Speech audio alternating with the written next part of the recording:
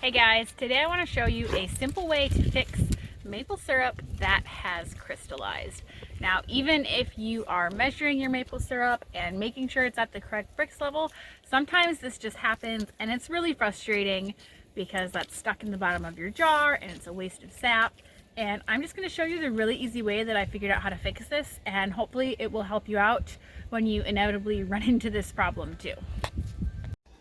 Okay, so I have 3 bottles actually that ended up crystallizing a bit on me, which is a little surprising because I did check these, before I put them in, and they were all at the correct Brix level, but it happens. So now what I do is right here, I have my sap that I'm boiling down for the day.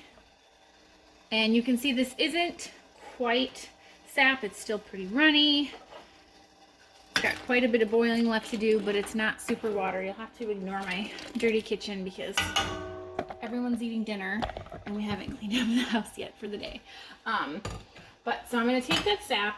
I'm actually going to dump all of this syrup out into here. And then I'm going to take this hot, almost sap liquid and put it back in this container because the crystals will be stuck in here. And you need to use a hot pad for this. Put the lid on and then shake it, shake it, shake it, dump it out. Keep doing that until all of the crystals are out of the bottom. And then I'll just set those empty, clean jars aside and wait until this has boiled down once again to syrup consistency. Filter it, put it away, store it. It'll be good to go. If you do not have sap that you are boiling down that you could do this with, I would try it with water because sap really is just a sweet water before it's boiled down. Maybe I would consider using a distilled water so you're not having, chlorine or weird things in it depending on what your water type is. But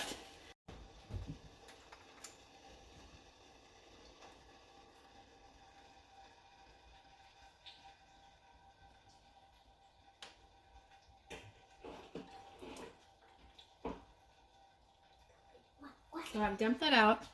And you can see all the crystals that are stuck. So now we're going to get that hot liquid to fix that.